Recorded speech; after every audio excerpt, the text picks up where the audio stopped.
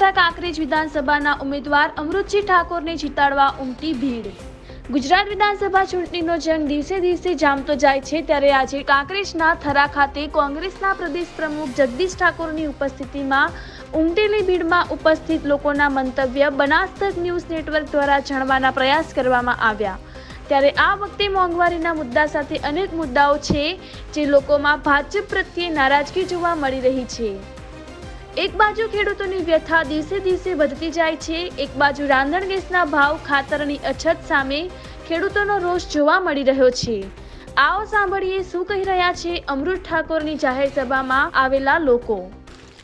બનાસકાંઠાના કાંકરેજ વિધાનસભામાં કોંગ્રેસના ઉમેદવાર અમૃતજી ઠાકોર, જેઓ કોંગ્રેસ પ્રદેશ પ્રમુખ જગદીશ ઠાકોરના નાના ભાઈ છે, અને અત્યારે આપ જોઈ રહ્યા છો અહીંયા જગદીશ ઠાકોરની આ કાંકરેજના થરામાં મહાસભા યોજાઈ રહી છે। જે પ્રકારના આ દ્રશ્યો સર્જાઈ રહ્યા છે, જે પ્રકારની ભીડ ઉમટી છે, ચોક્કસથી કંઈક અંધેરો સંદેશ આપી રહી છે। જે પ્રકારના દ્રશ્યો સામે આવી રહ્યા છે, આપ ચારે બાજુ જોશો ખૂબ જ મોટા પ્રમાણમાં પબ્લિક અહીંયા ઉમટી પડી છે, ભીડ ઉમટી પડી છે। જે પ્રકારના દ્રશ્યો સામે આવી રહ્યા છે, જગદીશ ઠાકોરની મહાસભા કાંકરેજમાં જે પ્રકારે જગદીશ ઠાકોરના ભાઈ અમૃતજી ઠાકોરને જ્યારે કોંગ્રેસમાંથી પસંદગી કરવામાં આવી છે, ત્યારે આપ જોઈ રહ્યા છો દ્રશ્ય બતાવવાની કોશિશ કરીશ કે સામે જગદીશ ઠાકોર બેસી રહ્યા છે, અહીંયા જિગ્નેશ મેવાણી પણ સામે છે। જે પ્રકારના દ્રશ્યો સામે આવી રહ્યા છે, તમામ દ્રશ્યો બતાવવાની કોશિશ એટલા માટે કરી રહ્યો છું કે અહીંયા કંઈક આ ભીડ જે છે એ કંઈક અલગ સંદેશ આપી રહી છે। જે પ્રકારે છેલ્લા કેટલાય સમયથી મોંઘવારીના મુદ્દાને લઈને લોકો સામે આવ્યા છે, જે પ્રકારના દ્રશ્યો સામે ખેડૂતોની વ્યથા સામે આવી છે, જે પ્રકારના આ ભૂગર્ભ જળ ઊંડા જતા રહ્યા છે, પાણીની વ્યથા ખેડૂતોને ઘણા સમયથી તકલીફ આપી રહી છે, ખાતરના ભાવ વધી રહ્યા છે, ત્યારે કંઈક અંશે જે દ્રશ્યો સર્જાયા છે દ્રશ્યો ચોક્કસથી નવો સંદેશ આપી રહ્યા છે। રાજ ગજ્જર, બનાસ તક। કોંગ્રેસને વોટ માલવા, કોંગ્રેસને મજબૂત બનાવવા। ના, કોંગ્રેસ આવશે, મજબૂત બનાવવાનો। ના, નહીં આવે, કોંગ્રેસ આવશે। એને બધું ભ્રષ્ટાચાર છે, કોંગ્રેસ આવશે। હા, નક્કી નક્કી જબર 3,000 ડબ્બાના શાક વઘારવામાં તોબા કશું નહીં એમને એમ।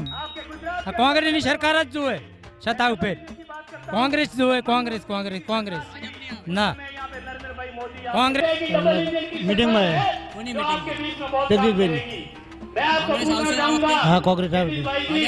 હા, બધા મોંઘવારી, ડીઝલ, પેટ્રોલ, ગેસનો બાટલો, બધી મોંઘવારી, એટલે મોંઘવારી બહુ। જે 500નો બાટલો હતો એને 1100 કરી નાખ્યો। બોર પાણીની અમારે બહુ સમસ્યા, પાણીની અમારે બહુ એટલે બહુ સમસ્યા।